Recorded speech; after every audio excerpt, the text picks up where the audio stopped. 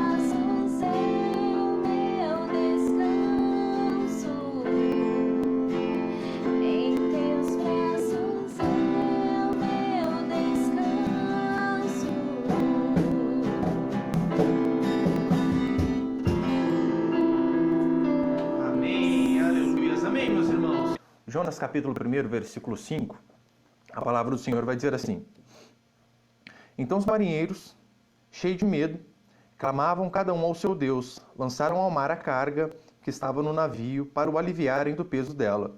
Jonas, porém, havia descido ao porão e se deitado e dormia profundamente. Só até esse versículo aí apenas hoje, tá bom, meus irmãos? Semana passada, eu estava falando para os irmãos sobre a importância de orarmos e agir. Isso faz parte do cristianismo. Nós temos que sim nos dedicar a Deus através da oração, porque isso mostra a nossa dependência do Senhor, todavia sem esquecer que também temos que agir. E eu falei justamente isso, olha, esses marinheiros, eles começaram errado, oraram cada um ao seu Deus. Só que mesmo orando ao seu Deus, eles também fizeram, eles jogaram as cargas ao mar, para quê? Para aliviar o peso do navio. Ou seja, fala de atitude. Em termos, por exemplo, de pandemia, como nós estamos vivendo, em meio a uma crise, nós temos que orar a Deus para que Deus sim tenha misericórdia das nossas vidas, sem esquecer também de agir. O que nós podemos fazer para que essa crise... É isso que você devemos fazer. Eu também disse semana passada que a oração, ela não impede o trabalho árduo. Nós temos que ser fervorosos na oração, mas em hipótese alguma sermos preguiçosos no trabalho. Sermos não dedicados naquilo que temos que fazer. E isso é de suma importância. E o fato de crermos em Deus não nos impede de fazermos um curso técnico, uma faculdade, chegarmos mais cedo, irmos embora mais tarde, entregarmos currículo o dia todo. Isso faz parte da ação. Então nós como cristãos não podemos esquecer que essas coisas elas precisam andar juntas. E eu terminei dizendo a semana passada que às vezes nós fazemos de tudo para resolver o problema de uma situação difícil e parece que não funciona. Então nós temos que ver se talvez o problema não seja a parte espiritual, que no caso aqui era justamente o que acontecia com Jonas. A forma daquela tempestade passar na vida dele foi ele se arrependendo do pecado. No caso, como ele não se arrependeu, ele foi lançado ao mar. Lembra que ele disse para os marinheiros? Me joguem. E só depois disso aquela tempestade passou. Por mais que aqueles marinheiros remaram mais forte, jogaram as cargas ao mar, nada daquilo adiantou, enquanto eles não resolveram o problema do pecado, ou melhor, o problema de Jonas. Então vai ter horas que eu e você precisamos nos esforçar sempre. Só que vai ter horas que teremos que também clamar a Deus para que Ele possa mostrar se há algum pecado em nós, assim como Davi orou. Senhor, tu me sondas e me conheces, vê se há em mim algum caminho mau. Então, se você fez tudo que está ao seu alcance e a crise não passou, o que você precisa fazer é buscar a Deus em arrependimento para que Ele tenha misericórdia da sua vida. E eu dei o exemplo na semana passada de Acã. O povo de Deus ganhou a luta ali contra Jericó, que era uma cidade muito grande, muito fortificada. Todavia, eles perderam para uma cidadezinha pequena chamada Ai. Por quê? Porque Acã tinha roubado algumas coisas que Deus falou que não era para eles colocarem a mão. Então, enquanto não foi resolvido aquele problema de Acã, o povo não voltou a vencer. E hoje eu quero terminar falando de duas coisas. A primeira é um assunto que talvez muito delicado para alguns, mas diante da Escritura nós vemos que o entendimento dele é fácil se formos sinceros com a palavra de Deus. O primeiro princípio que eu quero passar hoje para os irmãos é o seguinte: não frequente uma igreja que jamais coloque pessoas para fora. Exatamente. Tanto é que o tema dessa minha pregação é este, que uma igreja boa e bíblica é aquela que acolhe, mas também aquela que expulsa. Eu sei que o termo pode parecer um tanto quanto duro, expulsar membros da igreja, mas eu quero, em nome de Jesus, mostrar aqui para vocês que isso em alguns momentos deve acontecer. Não só pode, mas na verdade deve. Portanto, então, o primeiro princípio é este: não frequente igreja que jamais coloca pessoas para fora. É claro que o objetivo da igreja é sempre trazer pessoas, acrescentar pessoas. É claro que o objetivo de um marinheiro, de um capitão, é sempre ter pessoas no barco. Era o caso ali do comandante do navio de Jonas. Agora, muitas igrejas elas estão tão preocupadas em encher o barco, ou na verdade encher o salão, que elas nunca passam pela cabeça a hipótese de colocar alguém para fora.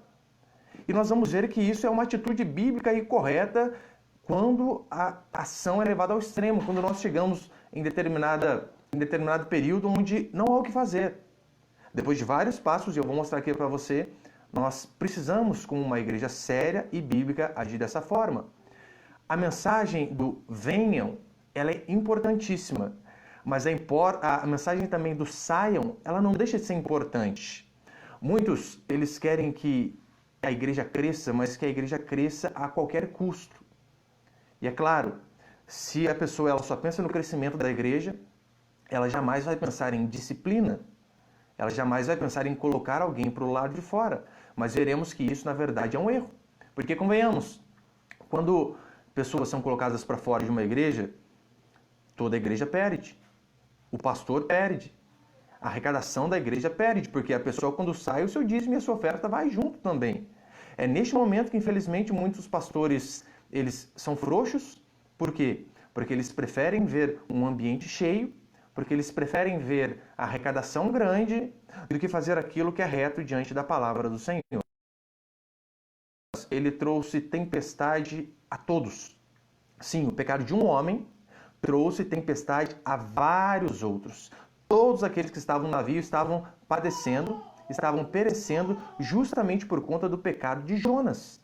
Enquanto o problema daquele homem, aqueles outros não tiveram paz. Ou seja, se aquele problema não fosse resolvido por causa de um homem, todos iriam naufragar, todos iriam morrer. Então, você deve se lembrar daquela parábola do joio que Jesus conta. Lembra que um homem, ele plantou, só que enquanto ele foi dormir, o inimigo veio e plantou um joio no meio do trigo. E então, as pessoas que trabalhavam para ele disseram assim, Senhor, mas este joio, o que fazemos com ele? Quer que nós arranquemos? E aquele senhor disse, não arranque. Muitos pegam essa parábola de uma forma errada, de uma forma equivocada e dizem assim, vocês estão vendo como é totalmente errado tirar pessoas da igreja? Olha a parábola do joio. Aquele senhor disse, não arranque.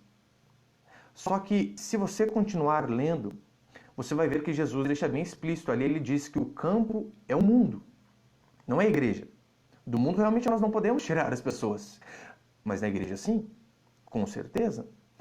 Na primeira carta de Paulo aos Coríntios, Paulo, por já ter por várias vezes, ele estava cometendo adultério com a própria madrasta. E isso são o que os teólogos mais benignos acreditam. Eles não querem, de fato, acreditar que ele estava traindo o pai com a própria mãe. Vamos ser benignos também. Ele estava tendo um caso com a madrasta. Então, ele é confrontado, ele não se arrepende, ele não para de cometer aquele ato.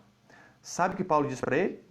Paulo diz assim, 1 Coríntios 5, versículo 13. Os de fora, porém, Deus julgará.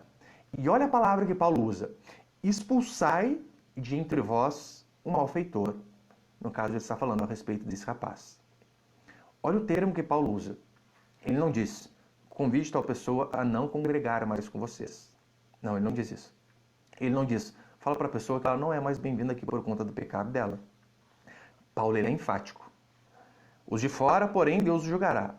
Expulsai, pois, dentre vós o malfeitor. Então vai ter horas que a pessoa ela vai ser questionada, ela vai ser confrontada, ela vai ser amada, a igreja terá toda a paciência do mundo. Só que se deliberadamente a pessoa resolver persistir no erro, o que Paulo diz é que essa pessoa deve ser retirada da comunhão.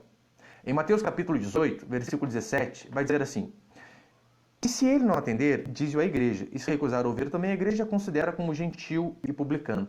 Qual que é o contexto aqui? Jesus diz assim, olha, se teu irmão pecar contra ti, vai arguí-lo, vai conversar entre ti e ele só. Se ele te ouvir, ganhaste o teu irmão. Este é o grande objetivo da repreensão. Não é humilhar as pessoas, não é colocar as pessoas para baixo, mas é ganhar o irmão para si. No caso, irmão ou irmã, claro, né? Jesus disse irmão no sentido genérico. O objetivo da repreensão é ganhar a pessoa que está em pecado para si, para a comunhão da igreja novamente. Então ele diz, se teu irmão pecar contra ti, conversa com ele. Dá uma chance, dá duas, dá três. Se ele não te ouvir, vai para o segundo passo. Leva 2 ou 3 testemunhas para que eles também possam ver que aquela pessoa está errada e possam ser testemunhas disso, mostrando para a pessoa, você está errado. Se ele não ouvir, leva-o à igreja. Aqui há pelo menos 2 interpretações. Alguns dizem que a igreja seria todo o povo ali da igreja, E outros dizem que a igreja seria a liderança que representa a igreja. Eu acredito mais nessa segunda interpretação. Então, mas independente de qual seja, o passo é esse. Se ele não ouviu o testemunho, leva a igreja. Leva os irmãos mais maduros, leva a congregação esse problema. Se ele não te ouvir, olha como Jesus termina dizendo: considera-o como gentil e publicano. Ou seja, se ele não ouviu o que a igreja, o que os representantes da igreja disseram, ele deve ser considerado como ímpio. Deve ser tirado fora da comunhão da igreja. Porque, como eu disse, o pecado, ele traz desgraça para todos. Com certeza. Foi isso que aconteceu com Acã. Acã roubou. Então diz a Escritura que quando o acerto de contas vai ser feito com ele, Josué chama Acã, chama a esposa, chama os filhos e pega todos os seus bens. E diz: por que vocês conturbaram o Senhor? Agora também o Senhor irá conturbar você. E então o Senhor mata Acã, sua esposa e seus filhos. Pastor, mas calma aí, foi só Acã que roubou. Exato. Mas ele ali era o responsável pela família. E como responsável pela família, toda a família sofreu. Não é isso que acontece na família tradicional de hoje também?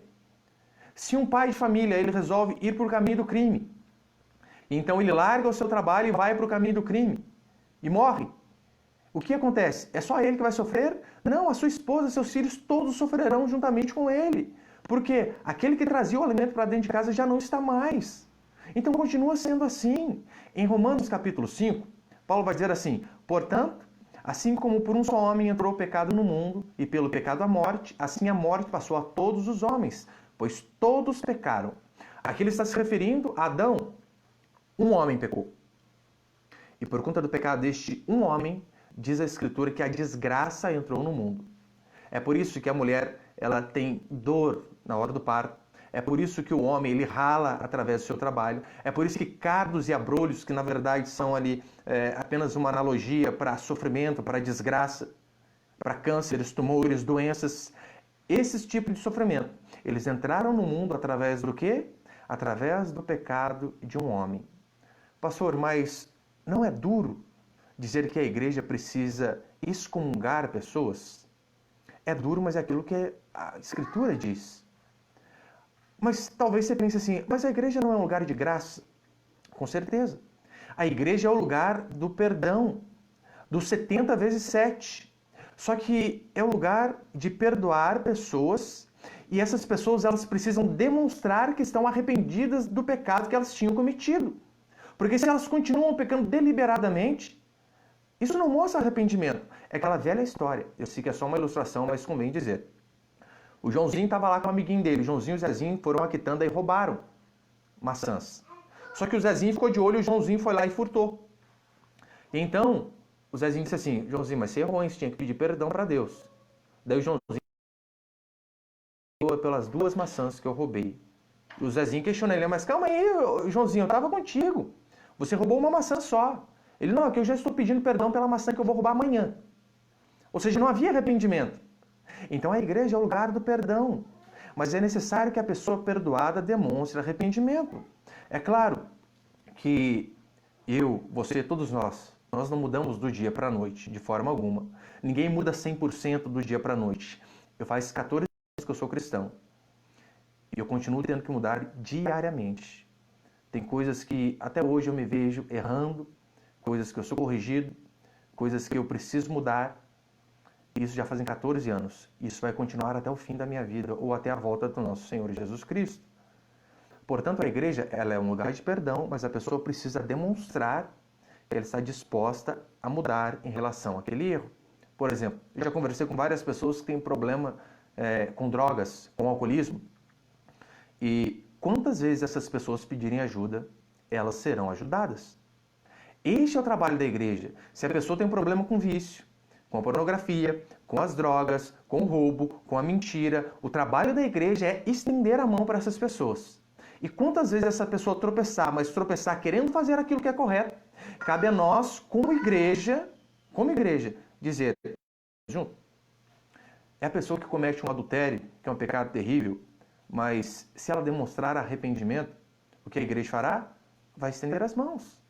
Pastor, mas por exemplo, em relação ao homossexual, a igreja também vai agir da mesma forma? Com certeza. Se a pessoa ela tem um problema de ordem sexual por ser atraída pelo mesmo sexo, o que a igreja vai fazer é o quê? Ajudar naquilo que for preciso. Todavia, há uma grande diferença.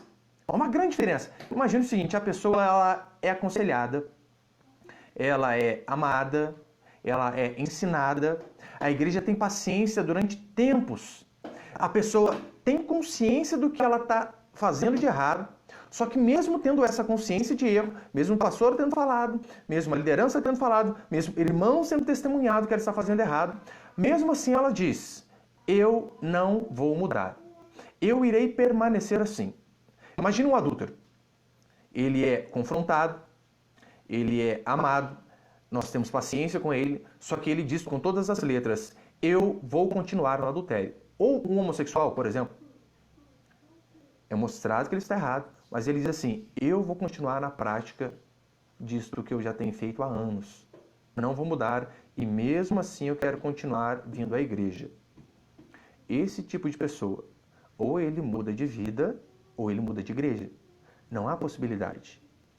Já aconteceu uma vez, na nossa igreja, tinha um casal que eles moravam juntos e não eram casados.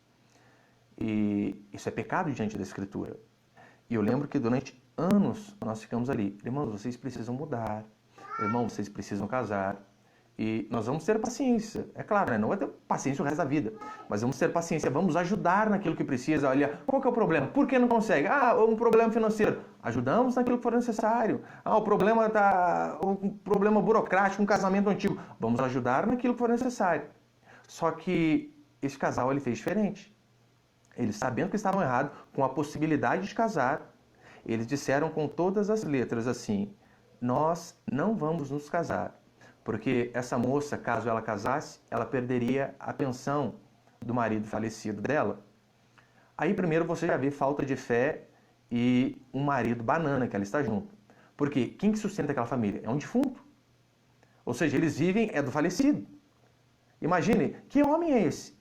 Que não tem peito para dizer, olha, vamos casar, vamos aceitar e eu vou sustentar a casa.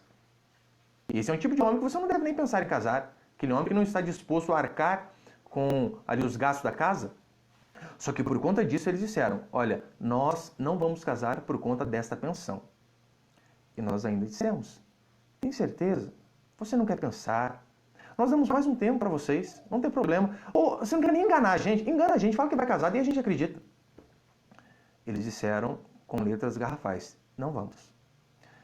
Então, toda a liderança da igreja reunida decidiu e falamos para essa pessoa, olha, então você não é mais bem-vindo aqui nesta igreja, porque nós tivemos paciência, nós demos todas as chances necessárias e mesmo assim você decidiu permanecer no erro. Vai ter horas que se relutarmos em jogar o Jonas para fora do barco, a tempestade não passa. Não passa. Exatamente o que estava acontecendo aqui. O barco, ele não iria ter paz enquanto aquele pecado não fosse resolvido. Ou Jonas mudava, ou eles mudavam com Jonas. Tanto é que Jonas é lançado para fora do barco e instantaneamente, diz a Escritura, que passa. Só que você pode pensar, pastor, mas isso é ser duro demais. E o amor fica onde? E o amor com as pessoas que são colocadas para fora da igreja fica onde? Eu pergunto para você, e o amor com as pessoas que continuam na igreja? E o amor com aquelas ovelhas que continuam na igreja fica onde? Se o pastor, por vezes, não tomar uma atitude dura, mas em amor, ele corre o risco de perder a igreja. É assim que funciona não apenas no ministério, é assim que funciona na sua família, meu irmão e minha irmã. Se o seu filho morando debaixo do mesmo teto que você, teimar em viver em desobediência e você não tomar uma atitude, você vai abrir as portas para que aqueles outros filhos também te desobedeçam. Para que eles também não sigam à risca as suas ordens. Portanto, precisamos ser duros por amor aos nossos filhos, por amor aos membros da igreja, por amor à igreja do Senhor. Eis que diz a palavra. Então, temos sempre que lembrar que a igreja ela é cheia de graça. Todavia, é cheia de graça e verdade. Portanto, não frequente igrejas que não coloquem pessoas para fora do barco. Não frequente igrejas que apenas recebem pessoas e, em hipótese alguma, colocam pessoas para fora. Essa, com certeza, não é uma igreja cristã genuína. E o segundo princípio, para encerrar, é que as tempestades elas só param quando eu e você somos sensíveis a ela. Foi o que aconteceu aqui com Jonas. Lembra? As ondas vieram, o vento veio, eles acordaram Jonas, os ímpios foram lá bater ali na porta de Jonas e disseram: rapaz, olha o seu Deus, olha a tempestade. É dose quando um ímpio ele consegue ser mais espiritual que o cristão. Aqueles ímpios acabaram percebendo que aquela tempestade não era algo natural, era por conta de pecado. Então eles vão lá no profeta, no homem de Deus, e diz: você também precisa orar. Fala se não é triste, quando uns ímpios têm mais percepção espiritual do que nós, que somos cristãos. Em Provérbios 3,6 vai dizer assim: reconhece o Senhor em todos os teus caminhos. Até aqueles ímpios perceberam que aquilo era a mão de Deus sobre eles. Mas Jonas, o profeta rebelde, não conseguiu perceber. Quantos de nós não somos totalmente insensíveis diante da tribulação, diante da angústia, diante da tempestade? Aí Deus manda o vento, Deus manda a tempestade, Deus manda o peixe engolir e nós não conseguimos perceber. Às vezes é uma insatisfação, às vezes é um vazio dentro do peito, às vezes é o desemprego, às vezes é uma doença, às vezes é uma separação. Tudo parece que dá errado. Só que nós não conseguimos ter a percepção espiritual de pensar: será que não é Deus tentando mostrar para mim que eu estou errado? E não oramos a Deus e tentamos fazer tudo da melhor maneira possível. Olha, eu preciso cortar gasto. Eu estou passando por dificuldade financeira. Eu vou cortar gasto, vou diminuir isso, vou mandar empregado embora, vou cortar o Netflix, vou cortar a Sky. São coisas que temos que fazer. Só que será que às vezes o problema não é espiritual? Porque se você faz todas essas coisas e a tempestade não passa, meu irmão, ore assim como Davi orou. Senhor, tu me sondas, me conheces, vê se há em mim algum caminho mau. E se o problema for pecado, pode ter certeza que o Senhor irá mostrar. Com certeza. Em Lucas capítulo 11, Jesus vai dizer assim: ninivitas se levantarão no juízo com essa geração e condenarão, porque se arrependeram com a pregação de Jonas. E eis aqui quem é maior do que Jonas. Olha o que Jesus diz. Aqueles ninivitas, aqueles homens perversos, lembra as primeiras ministrações que eu disse a respeito deles? Totalmente pervertidos. Aqueles homens, eles se arrependeram através da pregação do homem de Deus. E esses homens, eles se levantarão no dia do juízo contra essa geração, porque essa geração ouve pregação constantemente e não se arrepende dos seus pecados. Aqui Jonas, ele não queria pregar. Jesus, ele quis e pregou inúmeros sermões. E mesmo assim, aqueles homens duros não se arrependeram. Jonas, ele era um profeta de Deus enviado para levar a mensagem de Deus. Jesus, o próprio Deus, veio com a mensagem do arrependimento e aqueles fariseus religiosos, aqueles ímpios, não se curvaram diante da mensagem dele. Jonas pregou uma mensagem, Jesus pregou várias. Não é isso que acontece talvez com você? Você que talvez está na igreja há anos, há tempos, ouvindo sermão atrás de sermão, pelo menos 2 vezes por semana ou talvez até mais. Só que não é notório a mudança em sua vida. Talvez você que está me ouvindo aqui, que caiu de paraquedas nessa live, meu irmão e minha irmã. Talvez marcaram você e você está aqui. Você está tendo a oportunidade de se arrepender dos seus pecados. Aqueles ninivitas, eles ouviram um sermão de 7 palavras apenas. E através de um sermão de 7 palavras, o coração deles foi tocado e eles se arrependeram dos pecados. Você está ouvindo aqui esta live, você não tem desculpa. Você não tem desculpa para não se arrepender dos seus pecados. As pessoas queriam que Jonas desse um sinal. Jesus Cristo deu vários e mesmo assim aqueles judeus não se converteram. Os ninivitas, aquele povo pervertido e pecador, eles se quebrantaram com a mensagem de um profeta rebelde e meia boca. Você talvez ouve um pastor honesto e sincero durante anos e mesmo assim você não consegue dar ouvidos àquilo que ele fala da parte de Deus. É interessante para encerrar que aqui em Jonas capítulo 1, versículo 9, olha o que ele vai dizer. Ele lhes respondeu: sou hebreu, temo ao Senhor, o Deus do céu, que fez o mar e a terra. Olha o que Jonas diz: sou hebreu e temo ao Senhor. Jonas mentiu. Ele não temia a Deus coisa nenhuma. Por quê? Porque ele estava fugindo da vontade de Deus. Deus dá uma ordem a ele e ele vai por caminho oposto. Quem teme a Deus obedece. Os pagãos aqui estavam obedecendo a Deus mais do que o profeta, mais do que o homem de Deus. Eles estavam orando, eles começaram orando errado para os seus deuses, mas depois eles oraram para o Deus correto, para o Deus de Israel. Portanto, você e eu temos que também tomar cuidado, sabe com o quê? Para ver se de fato a nossa confissão de fé tem a ver com a nossa atitude. Porque se a sua confissão de fé não condiz com a sua atitude, você precisa mudar de atitude ou mudar de confissão.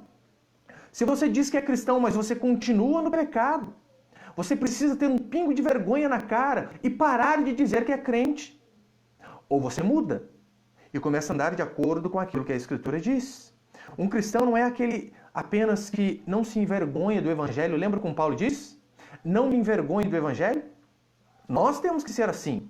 Mas um cristão não é apenas aquele que não se envergonha do Evangelho, mas também é aquele que não é uma vergonha para o Evangelho. A questão é, você dá um bom testemunho a respeito do seu cristianismo que você professa? Se as pessoas, hoje em dia, se a polícia chegasse na sua casa e te prendesse e a acusação que ela tivesse contra você é de que você é um cristão, você acha que eles teriam ali subterfúgios, eles teriam elementos necessários para confirmar que você é cristão? Você está sendo acusado de ser cristão. Você acha que as pessoas conseguem confirmar de fato que você é cristão através do que você faz? Da vida piedosa que você leva, da vida obediente que você leva? Ou não? Hoje em dia, infelizmente, é fácil, é moderno e é moda ser evangélico. Mas tome cuidado. Da boca de Jonas saiu que ele temia o Senhor. Mas a sua atitude era uma atitude totalmente de desobediência ao Deus de Israel. E para encerrar, nós vemos que Jonas, ele preferiu morrer a se arrepender dos seus pecados. Pastor, mas Jonas não morreu. Mas ele quis a morte. Me jogue para o mar. Se não fosse Deus mandar o peixe, tinha morrido. Você percebeu que muitos, infelizmente, preferem a desgraça, preferem a falência, preferem a crise, a doença, preferem o fim do casamento, do que obedecer a Deus, do que se humilhar e dizer, eu errei, eu pequei, perdoe-me. E quando, meu irmão, você confessar o seu pecado, confesse o seu pecado dizendo, eu errei, ponto. Não coloque um mas. Eu errei, mas também a minha esposa contribuiu, mas também a circunstância me obrigou, mas também o pastor contribuiu para o meu erro. Não. A confissão genuína é, pequei. Pequei contra ti, Senhor. Esta foi a confissão do filho pródigo. Ele não deu desculpa, não, mas Senhor, pelo menos meu pai ele gostava mais do outro. Ele disse, pequei contra o céu e contra ti. Pequei. Ainda que a vontade de Deus, por vezes, pareça não ser tão boa, pareça. Pode ter certeza. A vontade do Senhor, ela é boa, ela é perfeita e ela é agradável. Portanto, a vontade de Deus para mim e para você é que nós venhamos a nos envolver em sua obra, que nós venhamos a nos arrepender dos nossos pecados, caso exista, que nós venhamos demonstrar o nosso arrependimento através de uma mudança externa. Porque sim, a fé nós não conseguimos ver, mas a fé ela é substanciada através das obras. A prova de que você tem fé, a prova de que você se arrependeu dos seus pecados é que é notório através do seu procedimento. Então que o Senhor possa tocar o meu e o seu coração, que nós venhamos a dar testemunho de que nós somos filhos e filhas de Deus, não apenas por termos um adesivo da igreja no carro, não apenas por ouvirmos um hino de vez em quando, não apenas por falarmos às pessoas que nós somos cristãos, mas que nós venhamos a demonstrar, através da nossa atitude, que nós somos filhos e filhas de Deus. Só mais um exemplo para encerrar. Lembra Pedro? Antes de negar Jesus Cristo, uma pessoa vem e diz assim para ele, é claro que você o segue. Por quê? Porque você fala como ele. Olha o que essa moça disse. Você anda com ele sim, sabe por quê? Você é igualzinho a ele. Você fala igual a ele. Quando os cristãos eles foram xingados de cristão pela primeira vez em Antioquia, eu sei que cristão, por mais que esteja no nosso aumentativo, mas cristão significa pequeno Cristo. Eles estavam tentando, na verdade, xingar eles. Era uma forma pejorativa. Dizendo, olha, vocês são pequenos cristos. Ou seja, vocês se parecem com Galileu. Será que as pessoas podem olhar em nós e ver também que nós nos parecemos com aquele carpinteiro de Nazaré? Que nós temos atitudes de arrependimento? Que nós somos cheios de graça?